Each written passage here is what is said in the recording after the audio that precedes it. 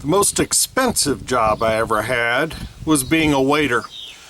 Over the years, I've paid a lot more in extra tips than I ever made. My coworkers didn't like working on Sundays. They believed the worst tippers were heading home after church. 10 years later, 5,000 senior high youth were leaving the National Presbyterian Youth Triennium at Purdue University. And the final benediction included the challenge to leave large tips all over the country and contradict a stereotype about Christians. I guess that preacher happened to work the same place I did. For several reasons, I finished Emory University in December of my senior year, and I worked full-time as a waiter at Steak and Ale. In February, when Atlanta's Banks and Shane started a month-long appearance at Steak and Ale, I became a bartender to help with the crowds and enjoy their music every night. In August, when the 7 regulars at the bar learned I was quitting to go to seminary, they gave me a t-shirt that read, "The Pouring Preacher." I guess I didn't really mind it, but I don't recall ever wearing it. My coworkers were an interesting group. We shared adventures between lunch and dinner shifts. We made cash. We spent cash. It was a transient group because everybody there was looking to change jobs.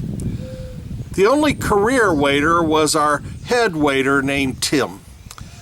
When he trained me, he said, "For most people in America, this will be their biggest night of the week. Work to make it special for them, but keep them moving. Turn the tables without rushing them." That's how I learned to juggle. Then Tim taught me this. Many people will complain to you. Some will complain so they won't look bad not leaving a tip.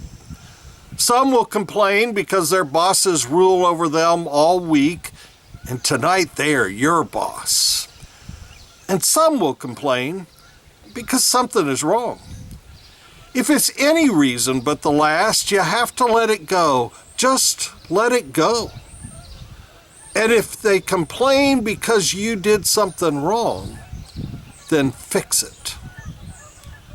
If you don't think that training helped me on community boards and church leadership and parenting and most any relationship, then you have another think coming.